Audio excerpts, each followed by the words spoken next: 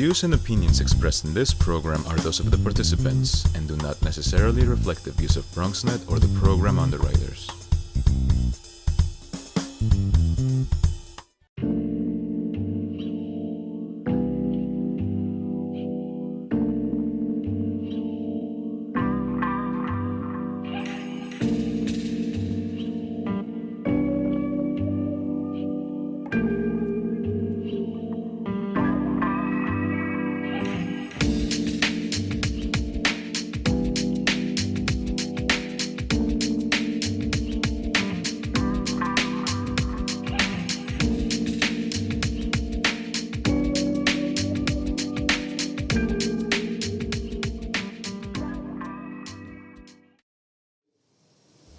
Welcome to a brand new episode of Art and About with Danny Halbin.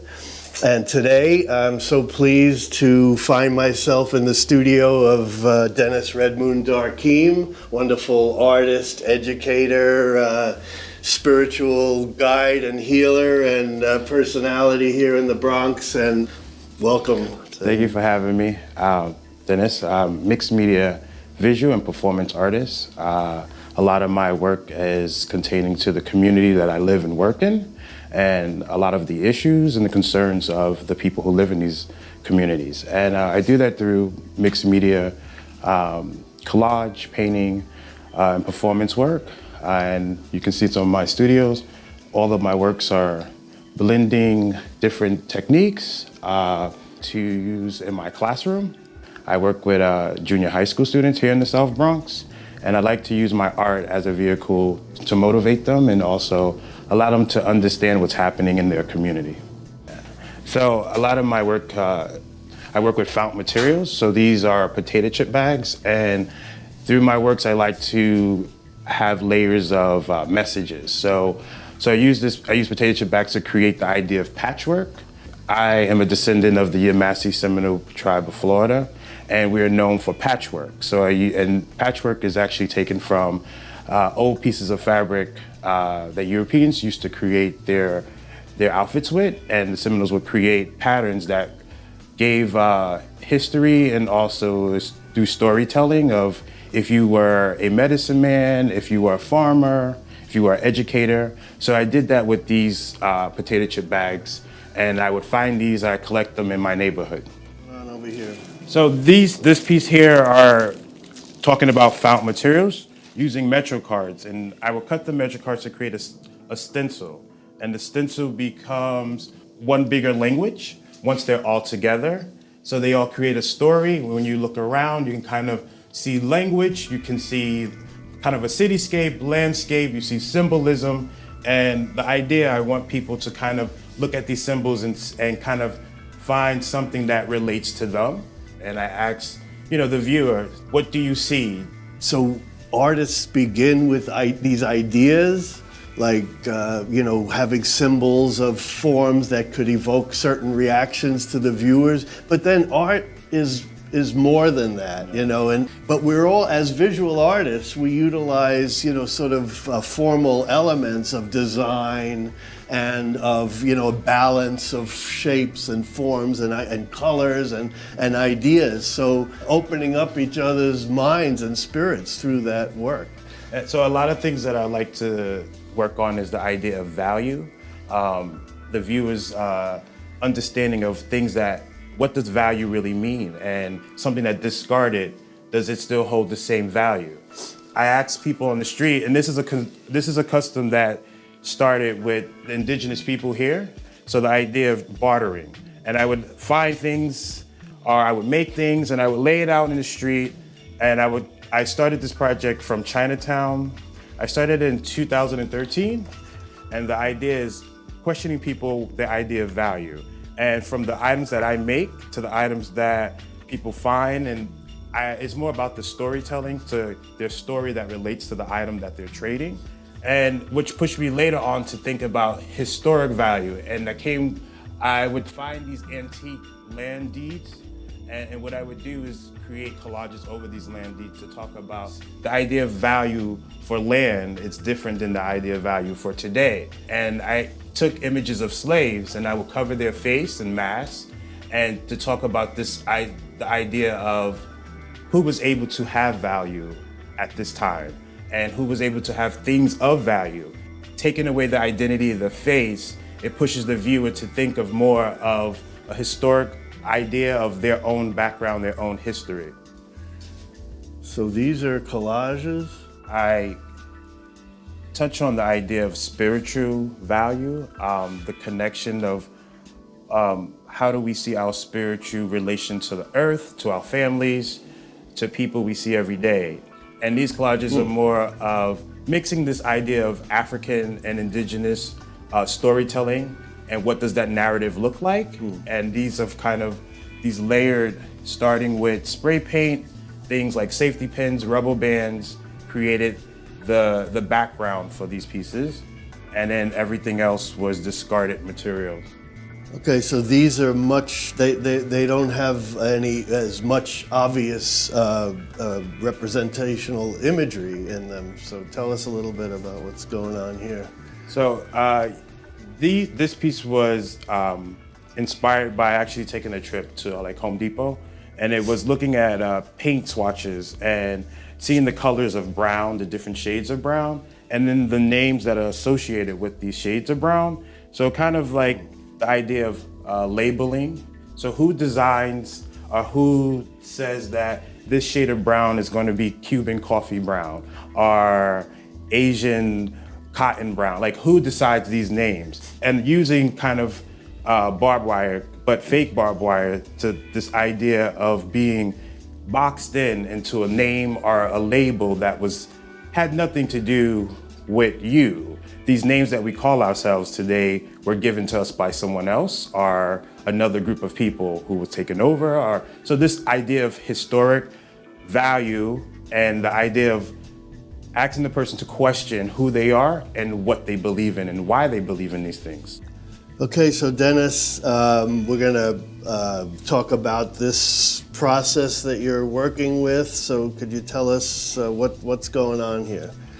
So I believe in the power of materials. So what I like to do is bring into my class that everything they use has a reasoning and it has a message within it. These are from the Bronx Museum. And what I do is kind of create what I call a patchwork quilt, but using imagery of the community and the Bronx. So these events are happening in the Bronx. So a lot of the imagery is from the neighborhood, from events. So this quilt here was from the Harlem Arts Festival. It was a commission for their gala. This was one of 3 pieces. The other 2 sold. This one didn't. Okay. And this was their winter brochure. No, their summer festival brochure. So I just took about 100 of them, and I would just cut. I started with the diamond shape, and I kept going with the same diamond shape. And then the imagery I thought was very strong, from the buildings to the colors, and I definitely think this very much, represents the Harlem community. All right, so show us a little bit about your process. Yeah, so my idea, I don't like to waste a lot of material, so I like the circle. So we're gonna do a diamond shape from the circle, and then I kind of play with the shaping of how would I place it, and maybe I continue this pattern every blue, orange. So that's kind of how it would start. And then you play around with it. You're experimenting. You see how it looks as you're working, and then add other colors, other shapes, other maybe add newspapers, different other things that would tell this narrative of the Bronx. Okay. All right, so let's see it unfold a little bit. Kind of keep the same. So yeah, I was wondering about that because you want the same a repetition of exactly. So you're actually using the first cut that you did as a stencil. Yeah, very much so. Template. Then and are they doing mosaics and quilt-like things, or do they take it in different directions, or how does that? I allow them to analyze what's happening, and I give them the space to kind of think freely about their process, their own process. because process is important, and I don't want the same image over and over so I allow them to look at it and see what comes to mind. And then, the process of sketching it out and the process of like talking to your other students. What do they feel? What do they think? What do they see? So do you have the students bring in things for things materials they find, that they find? Things they find in their own neighborhood, right? Maybe old cereal boxes, things that it would just go straight to the trash can. Right. And things that's kind of purchased a lot at home, like parents read the newspaper a lot. What do you do? What can you do with the newspaper after you finish reading them? What they're exposed to is pre-made. Yes. I always lamented that because my formative years were I was engaged with creating my own little world, and my friends and I would build with them. You could fit them together, and we had the best time, making something of it was early form of recycling or whatever, back in the day. But this is sort of feels similar. Things that you see, you start to see the world differently. Like how can I use all this stuff around me as a raw material for creating art, and then how does the art transform these mundane, throwaway items into something that has potency and has, a whole story. Yeah, the layers like you're talking about are very important. This idea of being able to communicate these stories that are memories, and they live, they live long. When you see a piece of work that it, reminds you, you go somewhere, you talk about mosaic, they can think about this project here.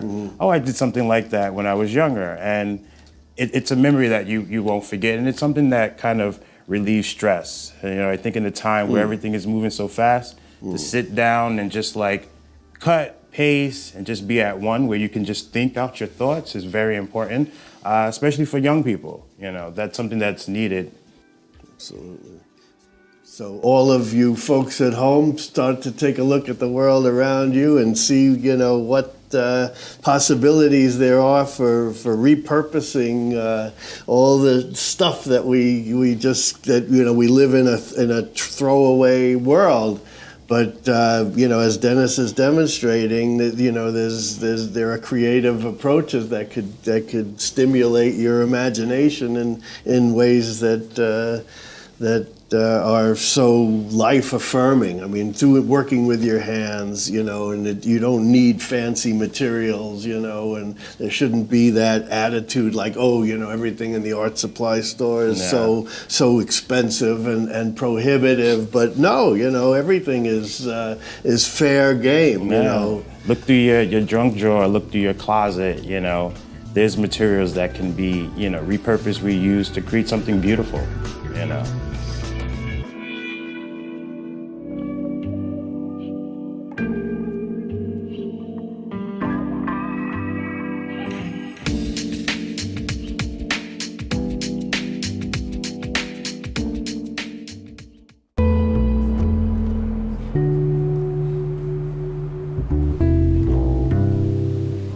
Okay, so Dennis, we are now in the garden that's right directly behind your studio. What's going on here?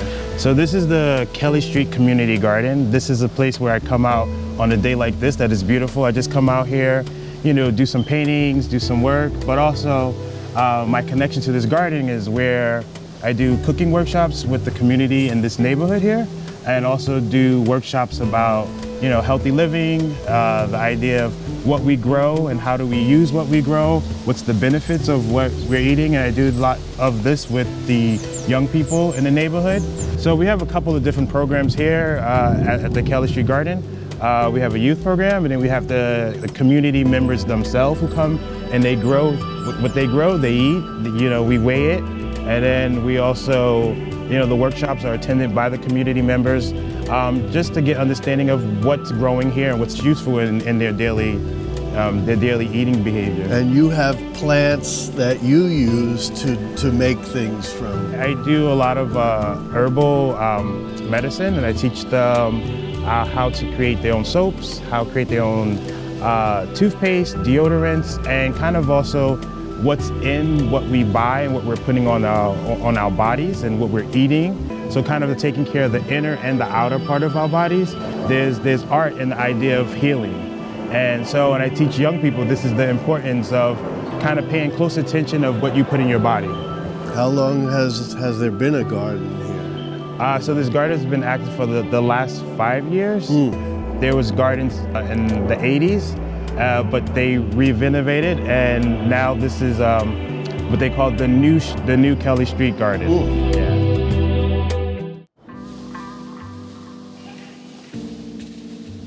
Okay, Dennis, it's been such a pleasure. Really appreciate you sharing your art and your inspiration with us.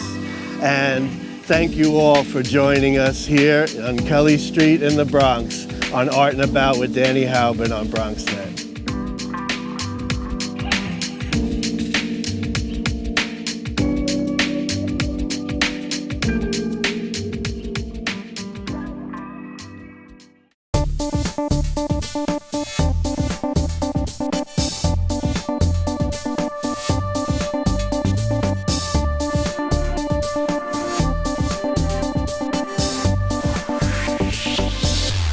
For the past 40 years, artist and educator Daniel Haubin has used the Bronx as a source of inspiration for his urban-based masterpieces.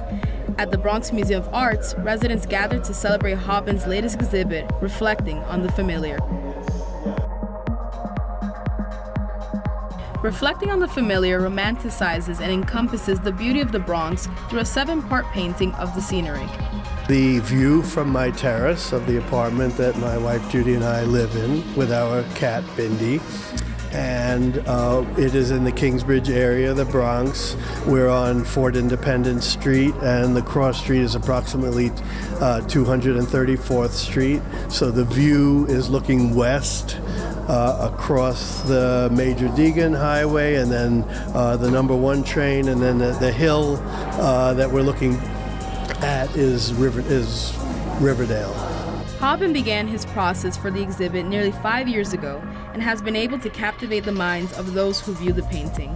Well, I cried when I first saw it because I know that lighting in the Bronx. You know, that light brings back my youth and all my memories. This particular show here at the Bronx Museum is a wonderful show because the painting is absolutely beautiful. Everyone that lives in the Bronx should come out.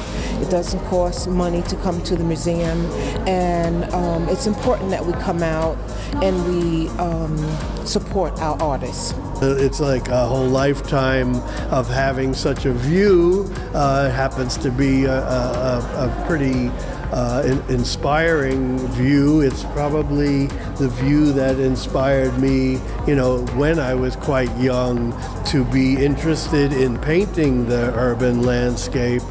And so, you know, finally I, you know, kind of bit the bullet and created a piece that, you know, is an attempt to capture not just a piece of it, but the whole thing. To witness the beauty of this urban neighborhood through the eyes of Daniel Haubin, visit the exhibit at the Bronx Museum of Arts, which will run until July 3rd. This is Gisele Molina reporting for BronxNet.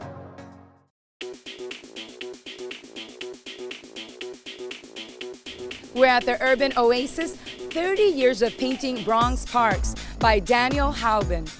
I think we have about 22 paintings, give or take, here in the show at the Poe Park Visitor Center.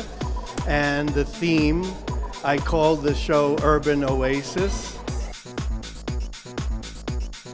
Many years ago, in my earlier decades in the Bronx, I discovered, well, actually as a teenager, or even younger, I discovered that the parks were a refuge from the, you know, the tumultuous life on the street. Late 20s, I had the experience of spending 6 weeks in Virginia. And for the first time, I had to face the landscape as opposed to painting buildings that I had been doing for so many years already. And so when I came back to the Bronx after that experience, I came back with new eyes.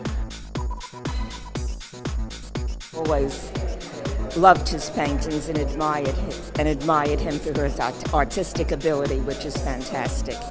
I like them. They're filled with, activities of people, his vitality. The color is rich. So I came really to enjoy seeing them in retrospect like this because I've actually watched him paint. I love it when he paints the parks because I usually go hang out with him while he paints. It's great to see all the park scenes together. I have always encouraged people to experience their beauty. Hopefully by seeing my paintings of the parks, people will be reminded and encouraged and inspired to visit the parks some more and maybe even bring their sketch pads with them. I'm Madeline Rodriguez reporting for BronxNet Television.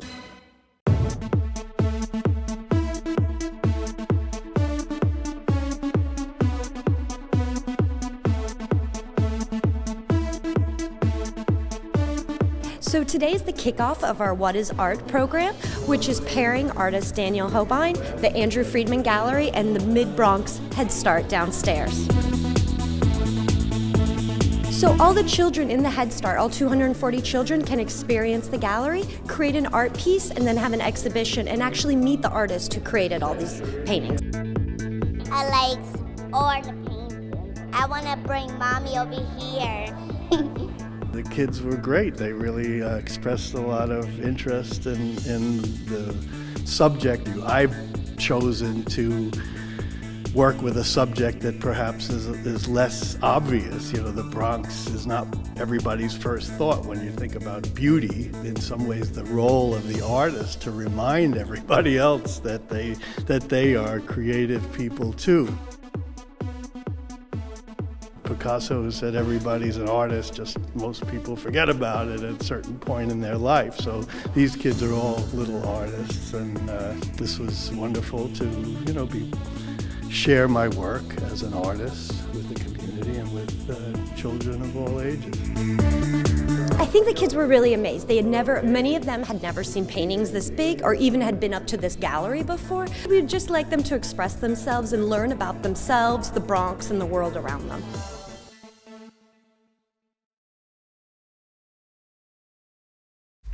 We are together. And for the last 20 years, we have been building on a vision to share our views, our voices on our channels. We are the Bronx. We are BronxNet.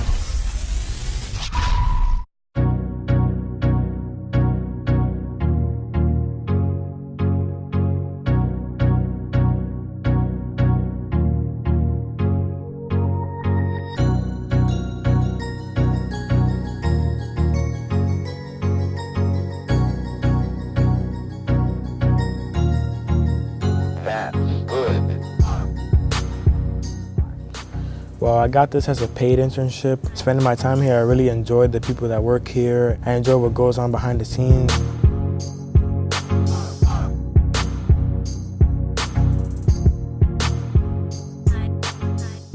So far, I've learned how to operate a camera, how to host. I learned how to control audio.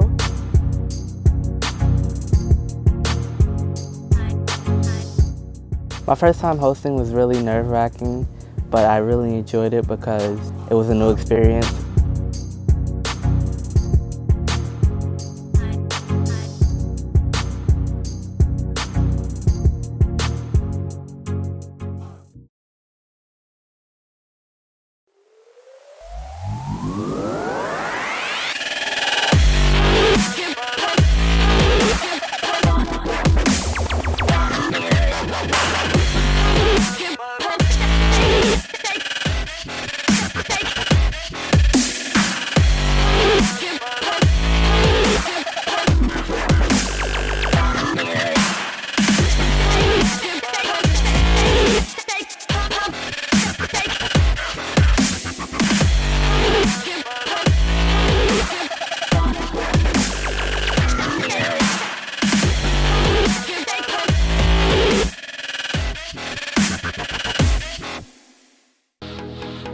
Coming to you from our BronxNet studios, 4 new shows highlighting some of the best of the Bronx has to offer.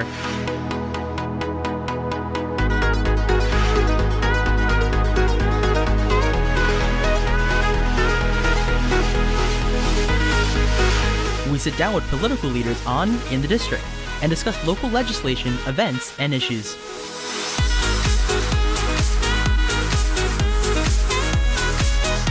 See how the community and business come together with The Bronx Now on BronxNet.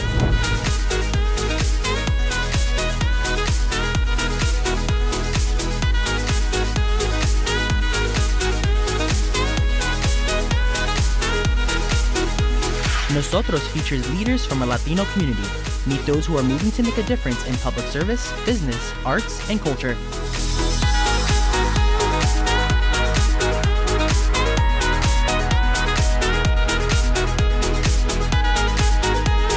Looking for new and exciting dining experiences? Then you'll want to savor the Bronx and try new restaurants and eateries that fill the borough with delicious dishes.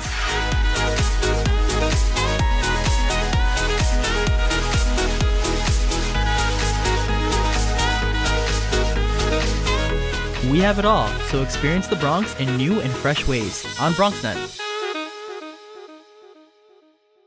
From the north to the south to the west to the east, we are expanding our services and upgrading technology at Lehman College. And now, Bronxites have an innovative media production facility in the East Bronx at Mercy College in the Hutch Metro Center. The windows on the East Bronx studio, a state-of-the-art control room, media labs for production and training, and other media-capable spaces. Training, workforce development, leading-edge technology, and programs that help you share your ideas, your voice, on your channels, locally and globally. Build media and technology skills at BronxNet and build your dreams.